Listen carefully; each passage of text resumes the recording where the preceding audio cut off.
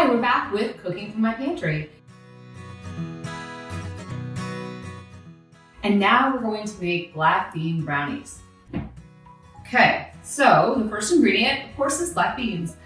So this is a can of black beans, and they need to be rinsed and drained really well, which I've already done. Rinsed away some of the sodium, and also you don't want that liquid to be in your brownies anyway.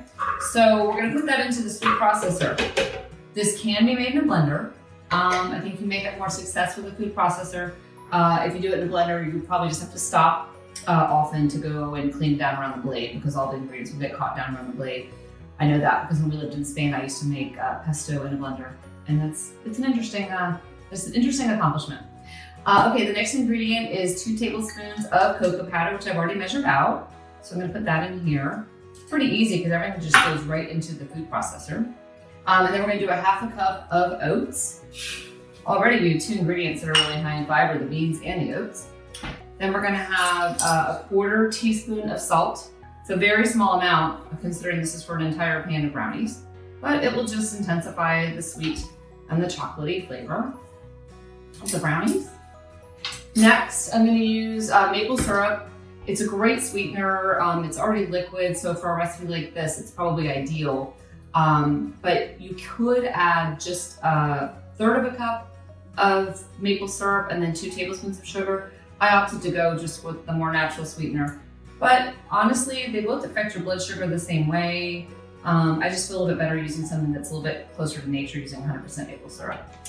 Okay, and then you can use either coconut oil or vegetable oil for the oil. It's 1/4 cup.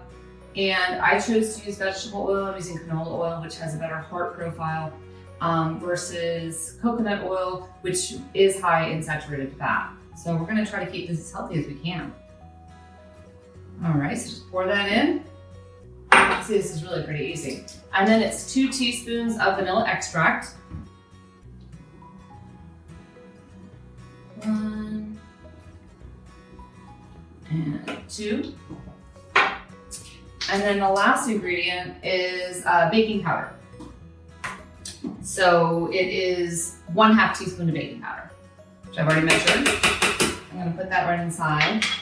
And then we have to mix this all up. All right, so now we've got it plugged in, and it's gonna be a little loud. I have to mix this until it's well blended. So I think we might take a little break because I suspect it's gonna be quite noisy. And I'm just gonna mix it all up, and then periodically I'm gonna go in and make sure I clean off the sides with my little spatula right here, and then we'll come back. Okay, so I mixed this all up. It's very well blended. I don't see any other bits that aren't mixed in well. And I scraped it all off the sides a couple of times. Now comes my favorite part, adding in the chocolate chips. So the chocolate that I have right here is actually 60% cacao, meaning that it has more of the powerful antioxidants that are present in dark chocolate. So I will be adding 2/3 of a cup of the chips into the batter, the brownie batter. And I'm just gonna stir them in. I don't wanna break them all up into little tiny bits and pieces. I'm gonna stir those in.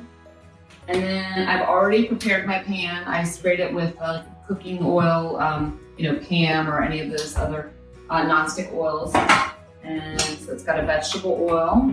And now, hopefully this won't be a mess, but I'm gonna pour it into my pan. And then we're going to cook them. All right, so one thing, it's optional, but I'm going to go ahead and do it. You can add some chocolate chips on top of the brownies for like presentation, and also just to add that extra little bit of chocolate, which I don't mind, so I think I will add some more on top once I get all this batter poured in. Okay, looks like I got most of it. Okay, good. All right. So it looks just like a brownie batter, honestly. Looks just like any brownie batter, and I wouldn't tell anybody after they try them. What's your secret ingredients? I'm gonna do a little handful of some chocolate chips to put on top. So if I had to guess, I probably pulled out about another 1/4 cup to a 1/2 cup. I just think they'll look pretty on top and just add to the delicious factor. All right, and I preheated my oven to 350, and it's all ready to go. And I'm going to put these in the oven on the middle rack, and they're going to cook for about 15 to 18 minutes. So set your timer. We'll be back in a minute.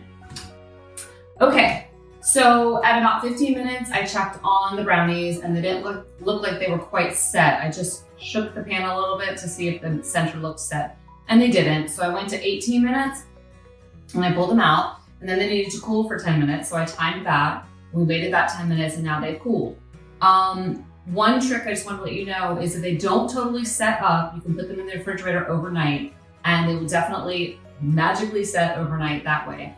But I went ahead and just took them out as they are. I cut one for my daughter, she ate it, and then I cut myself one right here. You can see it's really pretty. I mean, it looks just like a brownie. And I'm going to cut in and give it a little taste. Yeah, that's really good. Don't tell anybody until after they try them. I swear, you will probably be amazed how many people you can trick. So we will be back with another episode of Cooking with My Pantry soon. I hope you enjoy the brownies. Thanks.